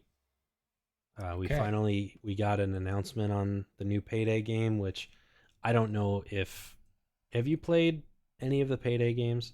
not a one. I know what they So are, but yeah, so I have kind of a deep history with Payday 2. Um, it came out when I was in college, and me and my roommates were, we were all gamers. Um, so we all liked playing co-op games and stuff, and that was one that we played a ton. Um, and it was a lot of fun to, go into these like bank heists and kind of uh each of us had a different job and like planning out how we wanted to go about it, try and, make the most money, kill as few people as possible, and even though that never worked out. Um so that's an exciting one. I right now the problem is I don't think that I could still get as many people to play co-op. sure. Um and that was always the fun part, was like, you know, getting friends together to like do these jobs. It's not really a game that I want to play by myself, Right. but Jake, I will 100% play Payday 3 with you if you want. yeah, absolutely. But yeah, that one's. Do we have a release day on that? I think that was Yeah, the soon. initial. Is It's it? soon. Yeah. Okay. It's like in September or something. Oh wow, yeah. All right, so we might be jumping in some Payday then. Sounds good. Um, is it thundering where you're at? Yeah, Okay, you might that's have what I. seen some like, or there's been a couple big flashes of lightning, so I'm just Yeah, I keep keeping my hearing. fingers crossed that the power doesn't go out. Okay, I keep hearing like thuds. I'm thinking jetpacks falling over or something. No, it's just thunder. I hope not. Okay, my next and last one for the Xbox showcase is Metaphor Refantasio. This is the Okay. next game from the Persona 5 team, Mm-hmm. and I don't think words can describe to you how much I'm looking forward to this game. Um, like I said, I've played the um, Persona games. I like the Persona games. They're just enormous, and I can't beat them in Mm-hmm. a normal amount of time. But this looks super cool. It looks very very Persona, obviously Mm-hmm. from the same team, but Yeah. fantasy. Um, Yeah. because Persona games will kind of just take place in modern times. Um, but this looks very fantasy with a fantasy story. I think they've said Mm-hmm. their website has like nothing. Face your fears. Take back tomorrow. Brought to you by the creators of Personas 3, 4, and 5. So that's all we got on that. No release date, Mm-hmm. nothing. But this looks insane. The trailer alone has me hyped. Yeah. Oops, clicking things. Um, yeah, I would love. Fantasy is like my favorite genre for sure. Mm-hmm. So that getting that Persona feel into a fantasy story and stuff like that. Mm-hmm. I'm really excited. Apparently, this has had a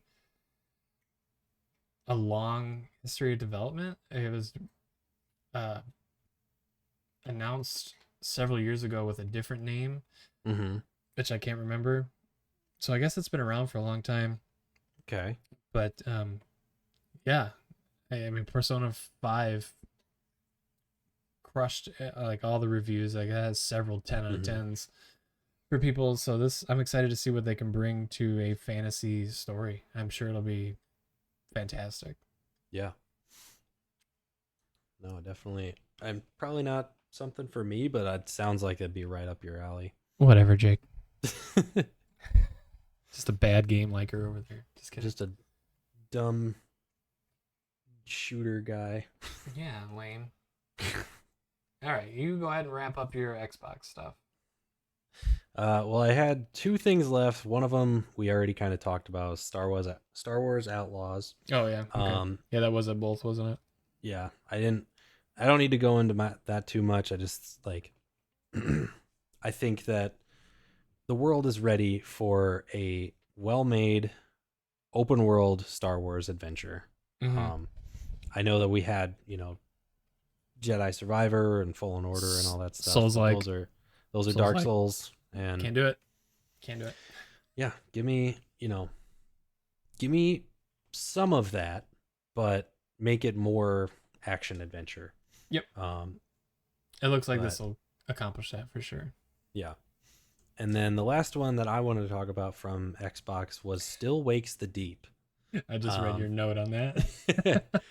I will read my note for the audience. Very cool name, which I do agree with. That sounds like a song I would hear on a metal album. Oh, for sure, yeah. And then probably too scared to play it. Mm-hmm. Yeah, I agree. Because it looks, very good. It's a very creepy environment out in an oil rig, which I imagine is just like a terrifying existence. Nothing wrong will go on there for sure. Everything will be. It'll be a happy game. Yeah. But it's made by who is it? The Chinese Room, which also made Everybody's Gone to the Rapture, which I have played, and is a very good game. Very definitely. I don't like using this term because it sounds derogatory, but walking simulator esque. Yeah. Kind of exploring this town, uncovering the story as you go. And it wasn't a horror game, but it had like, not even really horror aspects, just like uneasiness. Yeah. It was eerie. That's the best word I can come up with for that. Who made What Remains of Edith Finch? I don't know, but that's another one that I look at in that kind of vein. Like Giant Sparrow. What else have they been working on? Yeah. Nothing. They haven't put any, really. Yeah, not since. Because you say walking sim, I automatically think What Remains of Edith Finch. Which, again, not a horror game, but just uneasiness. Creepy. There's a creepiness to it. Yeah. Did you ever play? Now I'm just thinking of different like walking sims, I guess. Did you ever play Gone Home? Sounds familiar. Nope. So that's I've another. seen it, but never played it. Yeah. That's from Fulbright Company. But that's another one that's, it's very atmospheric, it's very story driven, and you're just, it feels like a horror game and you're always waiting for something to happen, but nothing scary ever does. It's just the boy. That environment. But I'm sure, Still Wakes the Deep, the new one that they just announced, like it. I'm sure that there will be some horror aspects to it because they also made an Amnesia game, which those are terrifying. Okay. Yes, they are. But yeah, that one, I might have to just watch a playthrough of that one, but I am excited to see that. Okay, and then Xbox closed their thing with their own Starfield Direct, which was probably like an hour of a deep dive into their stuff. There's shipbuilding, there's base building, there's create your own character with traits that are gonna relate to how NPCs react with you. very cyberpunk. Um, I mean, they're not the first ones to do it, but I hope Starfield does it better than Cyberpunk did. It Mm-hmm. just felt very flat. I didn't feel like my choices really mattered that much. So I hope Starfield can come through with that. Mm-hmm. And I like your note here that says hope they're not doing too much. Yeah. That's the big one. That's the Yeah. real big one. I mean, it's the same thing, you know, same concerns I had with Cyberpunk when it came out was they're promising all this stuff and I feel like they're doing too much. Like they're and I'm hoping that it's a different story with this, but they showed so many different systems in just this 45 minutes or whatever it was, like Mm-hmm. the you know the shipbuilding, the character customization, character relationships, shooting, not like melee combat. Um, like I can't even think of everything that they showed, and it's just like, are you gonna be able to make all of that work? Yeah. I mean, I stopped watching. Like I said, we were watching this together. I stopped. I'm like, you know what? I'm kind of bored. Like I've seen everything I need to see. Um, I agree with you. Yeah. The thing that makes me the most nervous is the procedurally generated planets. Like I can't see Yeah. myself going to even 10 of those other than for getting some resources and stuff. But it is, it's a Bethesda RPG. Skyrim was really, really good, obviously. And I think Fallout has its problems, but I've never really Mm-hmm. liked Fallout. Yeah. So I mean, I'm gonna play it. I think it's gonna be good. I think it's gonna be you're gonna be able to play it the way you want to play, because you talk about shooting. I want to shoot as little as possible in this game. Yeah. I want to use like swords and knives or bows or Mm-hmm. something like that. I don't know. I don't like shooting in games. I think it's the most boring combat that you could think of, in my opinion. I don't want it. You're not wrong. You definitely make a point there. Like it's the most like it's the least interesting Yeah, form of combat. where if I can have a sword, and I think you said after I left they showed some knives and swords and stuff. Yeah. I hope there's So, I hope there's a little bit of fantasy, you know, aspect in that where I don't mhm. have to use a gun all the time. Yeah, they showed a fair share of like knife and sword or just in general melee combat. It looked like there was some stealth ish aspects to it. Yeah, and there Um wasn't there wasn't Skyrim. okay, yeah.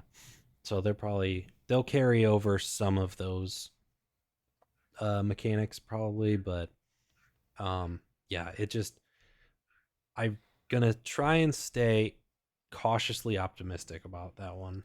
I agree. Okay, I think the shipbuilding is going to be the funnest part, and they were showing like the developers talking about their experiences with the game, Mm-hmm. and there was one woman that just did a bunch of weird shit. Yeah. She just built like giant mechs for spaceships and would Mm-hmm. always go around, and you can like pirate other people's ships and stuff and just steal all Mm-hmm. their grilled cheese sandwiches. Yeah. Like, She had like a pile of yeah, sandwiches. yeah. No, that is Bethesda right there. That's the kind of Mm-hmm. stuff we love. Yeah, I Yeah. remember in Skyrim, I had like a chest full of, I don't know, you could build your own house and you could furnish it, and I just Mm-hmm. had a chest full of something like that. I think it was like mammoth tusks or something like that, but Mm-hmm. just hundreds of mammoth tusks for no Yeah. reason. Just why not? Uh, I'm sorry, I'm just looking through your notes. Don't need the controller, but I want one. Same, Yeah. same. That controller is gorgeous. It looks like I never you first of all, I have an Xbox One X, I think. Last generation, whatever. Yeah, I never play it. The only time I ever use my Xbox controller is on PC when I occasionally play games on PC. I Mhm. would never use it, but God, it looks cool. It does look cool. Yeah, like I don't have an Xbox. I have a PlayStation and a PC. So I mean, I would want to use keyboard and mouse to play this game. I think that's the would be like the definitive way to play it. But it's like, man, I really want that controller. Like I think I would just try it. Do you prefer keyboard and mouse in You know, games like that? I haven't played enough on keyboard and mouse Mm-hmm. to be honest. I played um I think the most I've played on my PC is Near Automata. I use the controller for that. Mm-hmm. Um, I played RimWorld a lot, not a lot, but that used keyboard and mouse. I never played like an adventure game with keyboard and mouse, so I don't know. We'll find out. Yeah. I didn't have a PC for the longest time, so it wasn't until the last few years that I even attempted to play with keyboard and mouse. I think I'm getting better at it, but I still am so much more comfortable with a controller. Yeah, I mean we've grown up with that for how many decades now, Yeah. so getting used to keyboard and mouse is um, it's gonna be a learning curve, absolutely. Mm-hmm. For sure. But I'm gonna try it though. Darn it, Yeah. I'm gonna get Starfield, and I hope I like it. I I hope would so like too. I would like to put it on my YouTube channel. You remember that? I have one of those. You do have that, yeah. I have an account. It doesn't have much activity. I would love to just record that too. Mm-hmm. You'll get back All to right. it. That wraps up Xbox, right? Any more to say on Starfield? Just don't overpromise and underdeliver. That's all I ask. Yep, I agree. Okay, so we had the Nintendo Direct. I think that's about the only thing we have left to talk about. Looks like you have more to talk about than I do. I do and I don't. So, um, I did want to touch on the new uh Mario game. It's a Mm-hmm. 2D Mario, Super Mario Wonder, and I have never been huge fan of the 2D Mario games. What's the last I've one you played, played? couldn't even tell you, honestly. So, yeah. I've dabbled in like the NES and SNES ones. I think I even played a little bit of Super Mario Maker. Um, but yeah, not for me, I guess. But one thing that does kind of interest me about this one is that it looks like they're kind of changing up the art style a little bit. Yeah, it's definitely it is 2D Mario, but like everything looks 3D. Mm-hmm. Yeah, I don't know how to explain that any better than you just having to go watch the trailer, but yeah, Two everything looks 3D, but it's on a 2D plane for sure. 2.5D. Is that Sure, works for me. 2.5D? Works for me. Uh, Uh, you know, I think my initial reaction was like, okay, yeah. I think I told you, call me when it is a 3D Mario, when Odyssey 2 comes out or something. yeah, and But watching the trailer some more, it looks pretty good. It looks it fun. looks, yeah, it's one that I probably, there's a lot of stuff. I feel like this whole episode's just been a lot of stuff of like, I probably won't play it, but I'm excited to see what it does or what it looks like. My daughter really loved Mario Odyssey Yeah. when she was a little younger. So I don't know if she'd be into this or not, but it looks kind of cool. Yeah. I'm sure, a lot of the YouTubers that I follow are big Mario people, like including the 2D game. So I'm sure I'll see some stuff on it. Um, Maybe I'll pick it up down the road, but yeah. Let me know when Odyssey 2 is announced, and then that'll be a you know, day one Odyssey, pre-order for sure. yeah, Odyssey was really good. Yeah. Um, yeah, I had Super Mario Bros. Wonder written down too. Yeah, the more I watch, I think I like it. Yeah. Um, the only other thing I liked from the direct was Vampire Survivors is coming to Switch, and Yeah. I swear to God, you will play that game at some point in your life. I, And I will get around to it. that is a game you will like. Mhm. You have a Steam Deck. You have a Steam Deck. Yeah. It's like $7 for everything. But yeah, that's gonna be great on Switch. Um, hmm just for that portable aspect, it's such a pick up and play for a little bit and put down game. hmm Uh, very checklisty game. Like you need to do this and accomplish this, and you can unlock this, and then you got to do this. And I really like that hmm part of it. That comes out in August, I think, for Switch. Okay. But okay, Yeah. that's all I got. So let Okay. her rip. Yeah. So honestly, not a whole lot that I'm like. Nintendo Direct kind of flopped for me, honestly. Um, but stuff that I kind of wanted to just mention at least. Super Mario RPG is getting a remake, um, which is another don't care, but that's cool for the fans. um, Okay. like I never played it. I don't know if you ever did. Nope. Um, It doesn't as look an like my type of RPG, yeah, I like guess. but people like it, so good for them. Good for you. Um, there's I thought this was interesting. Peach is getting her own game. Yes, you're right. That is pretty cool. Yeah. I don't know if she's ever had a her own game before, but She has, okay. and it was older, and apparently a little stereotypical. Like she attacked enemies by crying or something like that. I don't. Oh, come on, Yeah, Nintendo. yeah. I mean, probably like 90s. Yeah. So I mean, not that it was okay then, but different times. But Yeah. um, yeah. I mean, this there wasn't much shown on it. Other, I think they just said, "Hey, we're making a Peach game."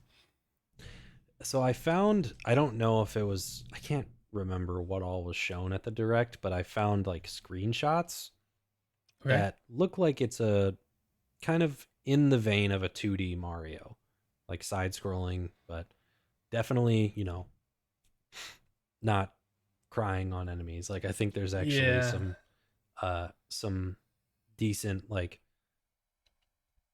traversal to it or something. I really don't know much about it. I just thought it was cool that they were, you know, Peach was getting her own game. Yeah, she deserves it. I mean, she's a prominent part of that Mario world.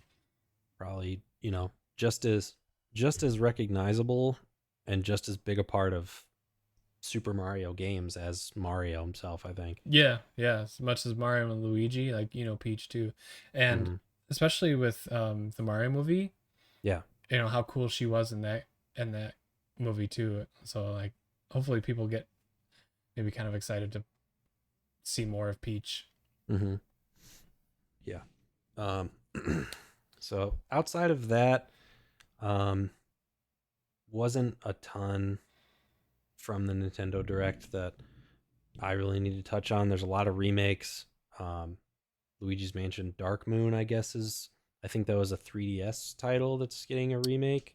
Okay. Um, and then a couple new ports to Switch. The entire Batman Arkham series, I guess, is coming to Switch. Have you ever played that? I've played a fair bit of Arkham Knight when it first came out.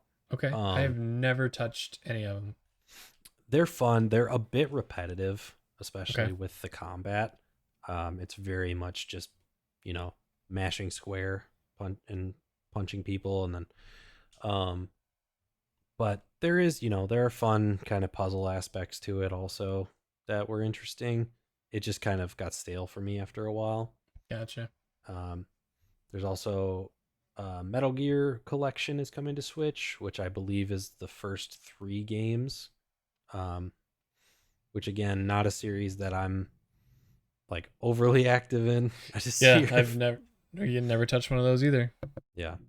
Um, but like Switch is just continuing to build their catalog. Um, so if the next Nintendo console isn't backwards compatible, like that's you know, it's gonna be a big library of games that are kind of just left behind, I think. I think that's gonna be. I think that's like their biggest holdup Hmm. with their new console. They probably. I don't know. They have to make it backwards compatible. Yeah, like If they don't, that's a big mistake. They're gonna lose a lot of people. I mean, think about how many games are on Switch now. Like Yeah, tens of thousands, I bet. probably it's probably like Steam. Yeah, I mean, it's probably, I bet if you compared the Steam library to the Switch library, you know, Probably pretty obviously Steam's close. going to have more, but I Yeah, think Switch is going to be closer than you'd think. probably. So, I mean, we still don't even have like any, I mean, there's been rumors for years about a Switch Pro or a new console, but Yeah, never we'll see anything about that. announced. So we'll see. Yeah, we'll see. Um, there's, there were some new amiibos announced, which I I'm have never s- bought one. Um, I'm scared to delve into the amiibo world because I might not ever stop. And I would think I would at least want to get like the main Breath of the Wild one and Tears of the Kingdom one, which I think really cool. But these new ones are what Zelda and it's Ganon. Zelda and Ganon, and the Zelda one, Ganon was fine. The Zelda one actually looked pretty cool, I thought, because Let me her look that up. holding the Master Sword. Oh, really? Yeah, or like the Zelda amiibo.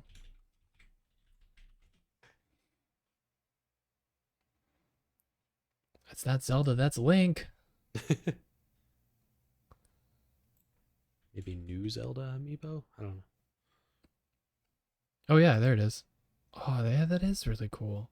Yeah, her like kind of floating, holding the Master Sword. I thought that was Mm-hmm. cool. Fine. I guess I'll get that one too. Yeah, like I have I don't a. even. Go ahead. Go ahead, Jinx. I have a You, friend, uh, who has. I'm pretty sure it's every amiibo. oh my god. Every amiibo. Maybe not every, but he has a lot of amiibos. It's impressive. I don't even really know how they work. Um, I mean, I think what people usually use them for is just a collectible. They're like Hmm. the Funkos, eh, Which Funkos, you but probably they can't have, see. I have a few back here too. yeah, gosh, it's like a mirror. They have a couple. I have a few there, and there's one up there. Hmm. Um, but I think they're collectibles first and foremost, but they have in-game benefits. Like the Hmm. Zelda ones, they use like NFC, and you just hold it onto your controller, and you'll Hmm. get some in-game items, stuff like that. Okay. Yeah. It's not that great. Yeah. Collectible more than anything. Mhm. Yeah. Again, it was, and the way that I look at it, it definitely would just be a collectible. I don't know if I would ever actually use it in game, but thought it looked cool. Um, and I know there's obviously people out there that collect those and are excited about those. So Yeah, I really like the Tears of the Kingdom Link one, and I like that Zelda one a lot. I'll mhm. see if I can snag those up. Yeah. Um, how much are those? Do you know Depends. Um, how rare they are? I guess. yeah, I think if you can snag one at Target or something like that, they're probably only like $20. Hmm. But if the scalpers get a hold of them, because I think it's funny you bring it up. I was just looking last night. I think the Link one is like $40 on eBay. So if you're not quick, they get expensive pretty fast. Yeah. But yeah. So the last thing that I had to talk about in Nintendo Direct, which actually um, I didn't really even remember until Jetpack brought it up, was this game called Palia or Palia. I'm not really Hell sure. yeah, yeah. Um, and it's an open world adventure sim. Um, and it reminded me a lot of a game we talked about last time from, I think, Summer Game Fest, Towers of Agasba. It was kind of like an Yeah, I world is that builder, um, with some sort of like Breath of the Wild ish traversal. Um, it does look kind of interesting, doesn't it? yeah, and it gave me the same vibe, but in more of like a lighthearted kind of, almost like if you were to mix, um, like I keep comparing everything to Breath of the Wild, but like compare Breath of the Wild with like a Stardew aspect. Yeah, which what a combination that would be. Yeah. So that Yeah, one, that yeah, I kind of glossed over this one. It does look really good. yeah. And it looks like it's in the direct, it was introduced as a cozy, um, type of game, which I think, definitely makes it a lot more comparable to Stardew, Hmm. or like Animal Crossing. But I think that there's 100% a market for that. And Oh that's a yeah, game that I think that like Jetpack and I would probably play together. yeah. It looks like there's a big multiplayer aspect to it too. There's lots Hmm. of other people running around with you, Yeah. which is pretty neat. Yeah, that Towers of Agasba, I wrote that down in my notebook Yeah. last time we talked because that looked really cool. Hmm. Yeah. I rewatched the trailer for that because after Jetpack had told me about, uh, Palia, I was like, oh, you should see this. I don't think she had seen that yet. Um, and I kind of thought it was similar in like it was just a world building thing, but it looks like there is some combat sort of aspects to Towers of Agasba, which I don't think Palia has. Yeah, it didn't But look that like might there be a was. good thing, honestly. Yeah. Like switch it up a little bit, make it a Hmm. more of like an easygoing game. Well, all But right. I think that wraps up the rest of Summer Games Fest. yeah, Pretty pretty good year, I think. It yeah. doesn't hit the same as E3. Just this as the nature of the industry as a whole. Just the way Hmm. we announce things aren't the same. It's never Yeah, gonna be the same. So still pretty cool. yeah. Um, any notes? Jeff Keighley, cool guy, right? uh, Super cool dude. Jeff, come on the podcast. Um, Show up to A to jump, you coward. show your face. No, I uh, think, um, I always look back at, you know, E3 and now Summer Games Fest. Like, I look back at it better than I appreciated it at the time. Um, like, after the Xbox showcase or after Summer Games Fest, like, I can't really remember what all I enjoyed. Like, there might be a game or two that I'm like, oh yeah, I was really excited about that. But now when I actually go through, make a list of everything like that I'm seeing individually, that's when I'm like, oh my god, we actually did have like a really stacked year. yeah, for sure.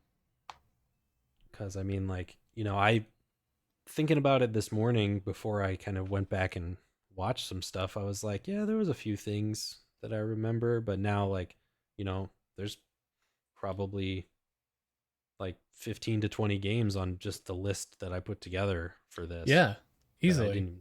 And And this was two, in reality, this was three showcases yeah, out of out of the, the 12. yeah. I So, mean, and the crappy part about it is there's just no way we'll get to play all these games. mm-mm. We're gonna have to pick and choose which ones. And unfortunately, I think the downside of just showcases like this in general is they paint these games in the best possible light, and not to be the, Debbie Downer, but not all of these games are going to turn out the way that we hope, which Yeah, unfortunately, yeah, that is true.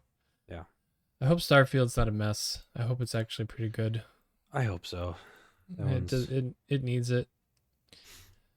But I then think you know, after this, they can get started on Elder Scrolls 6, yeah. and then by the time we're 40 or 50, we can play that. Yeah, when your daughter goes off to college, Yep, then she you'll can play finally it. have time to play. Let's see. You were optimistic and said 2027. I said 2028. Oh, for Elder Or Scrolls? yeah, I you think can't change it. I'll stick Yeah, with that. you can't I change will it. It's stick with that. already it's in the notebook. Damn it. You Okay. can't. You can't change it. All right. One more really quick thing, as apparently Ubisoft is remaking Assassin's Creed 4 Black Flag. Hmm. Did you see that? I saw rumors about it. Did it Yeah, get confirmed? I don't think it's confirmed. Okay. I don't see why they're remaking it. Yeah. It Honestly, that's of all the things they could remake, um that seems one of the most unnecessary. Like yeah, I mean it was an Xbox 360 game, right? No, it was a PS4. PS4 launch and Came out in it 2013, so it's 10 years old. yeah, I mean, it makes as much sense as Last of Last Us of Part Us. 1. Yep, that's where my Um mind was going to.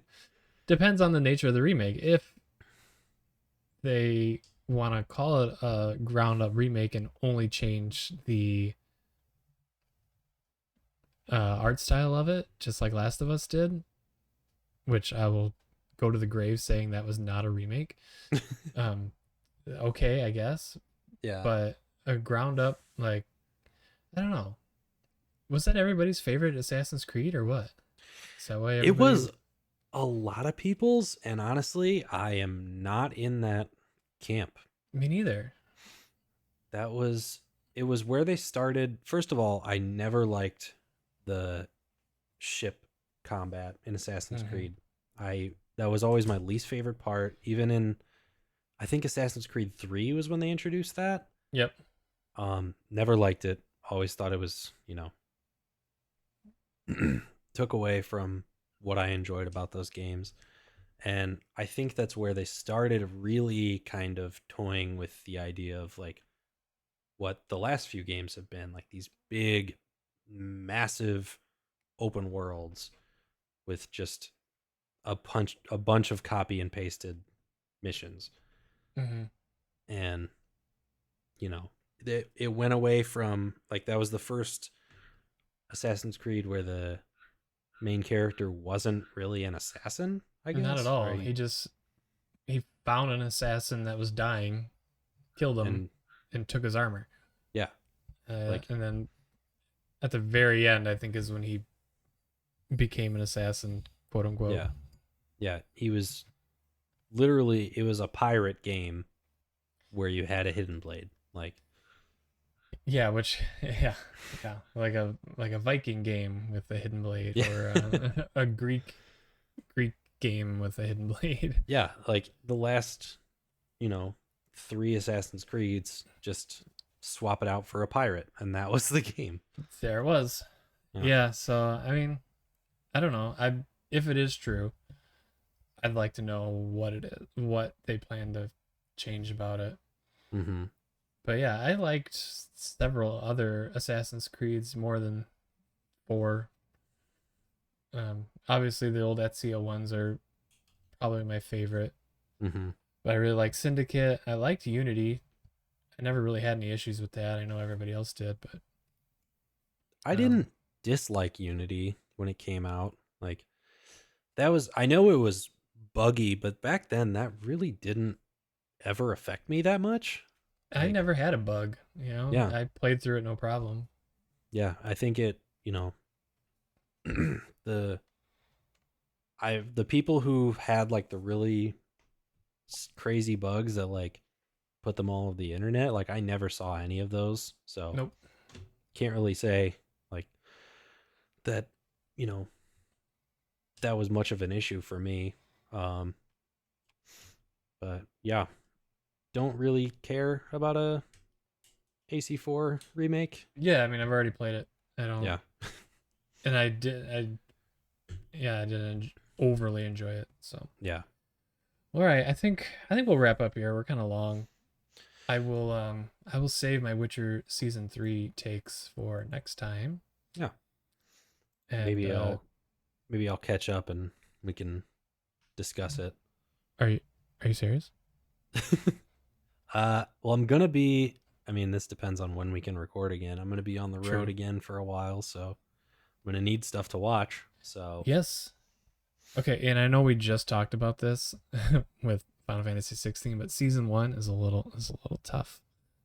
It's it's confusing. Season 1 is confusing, and so I did watch season 1. Oh, you did? Yeah, it's been a long Okay. time. It's probably since it first came out was when I watched it. I haven't seen anything after that though. Okay. So season 2 is good. Okay. It's much different than season 1. Season 1 deals with a lot of timelines and Mm-hmm. converging and diverging timelines, Yeah. stuff like that. Season 2 solves that, and it's all one story now. And then the first 5 episodes of season 3 are out now, and then the last 3 episodes of season 3 come out the 20 something, Okay. 25th, 24th, somewhere around there. Mm-hmm. But yeah, if you want to watch that, that would make me really happy. Yeah. I could. I'll No try one and else watches it, so yeah. I will. I'm gonna make it a point to try and watch that because I've been wanting to for a long time. Quick side note off of that, is Blood Origin part of the original the main series, The Witcher Blood Origin? yeah.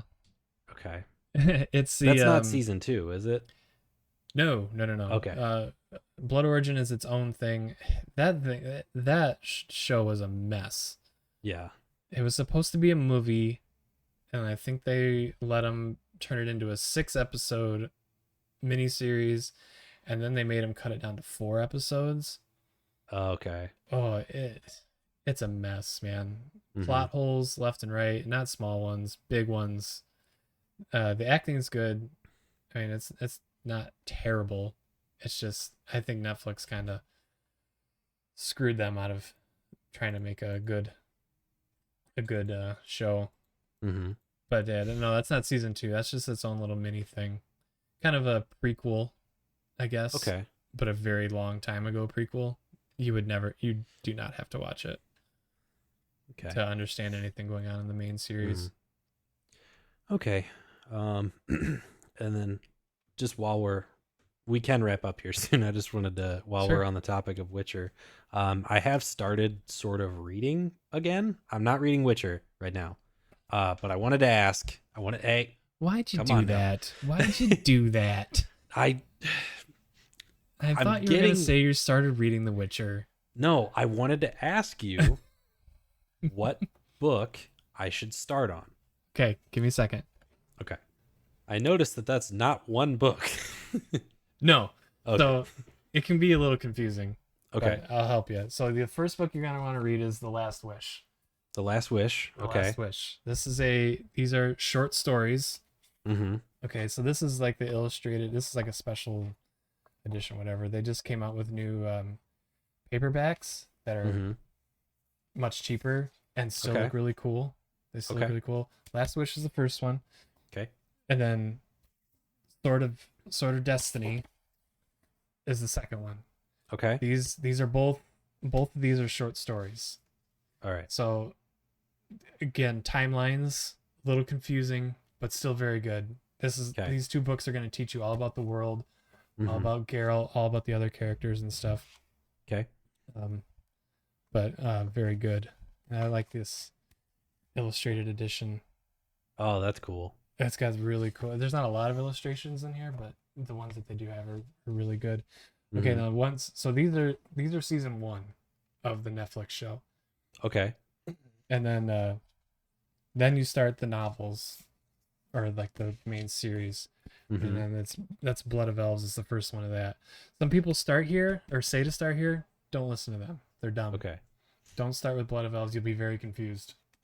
Start with the short stories and Start. then get into Blood of Elves. Yes, Last Okay. Wish, Sword of Destiny, um, then the novels.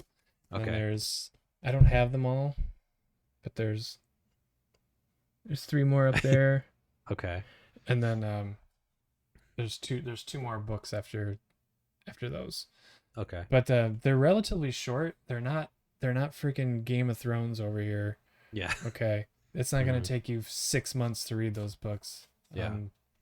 Like the short stories are only 300 pages, Mm-hmm. and then you don't get into like the 500-600 pages into like the last two books. Okay. But yeah, so that's my Witcher rundown. Okay. Well, My favorite books, if you can't tell. yeah. Sorry, I faked you out there a little bit. You did. I thought I was like, man, you started reading. You know, I ever since season 3 came out, I really liked it. I went back and started reading these again, but I had the original paperbacks I had, and then I had some ebooks of them because sometimes I want to read them on my phone and I don't have my book, so I Mhm. just read them there. And then I like, I kind of just want to listen to it because it's better at work, just to Yeah. listen rather than read. Mm-hmm. So I bought like all the audiobooks too. So I own like 7 different versions of all these books. Yeah. But yeah, they're really good, man. I hope you like them if you decide to read them. I want to get back into reading because I used to read a lot when I was Yeah, you did. I growing remember you up. reading Like a lot. I read, I mean, I would read if I found a series that really stuck with me. So when I was a kid, I read all the series of Unfortunate Events books. I really love those. Uh, Probably the most recent series that really hooked me though was Hunger Games, which was Okay. still like 10 years ago. Yeah, that was a while ago. But shout out Jetpack. She reads quite a bit. Um, and she recently kind of, I'm gonna use the term forced me to start reading just like a little bit before we go to Lovingly, bed. Because lovingly like forced you.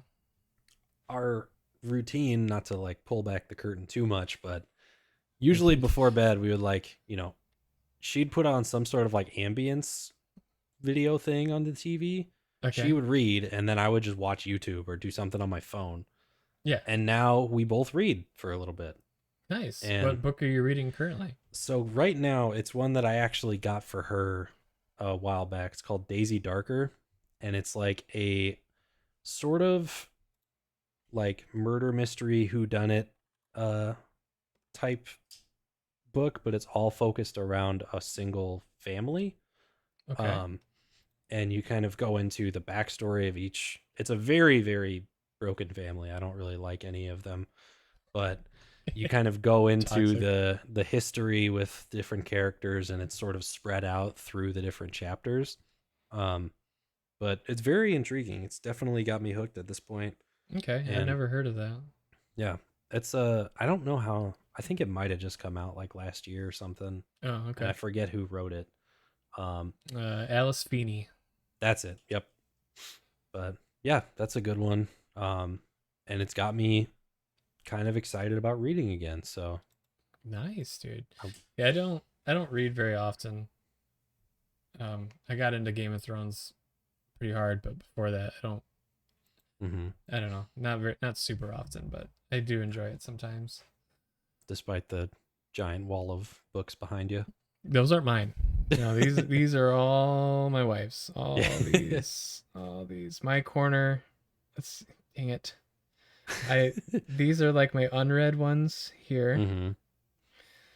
Hmm. That's Game of Thrones. I've read those 2 books. I like those. Hmm. And then it's my Witcher one, and then that's my sci-fi shelf right there. Okay. I've read a few of those, Hmm.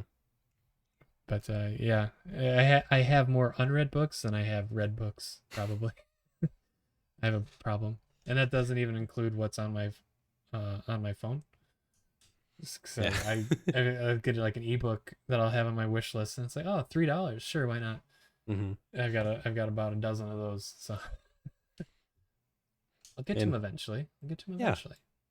that's what I say about everything. I will get to it eventually.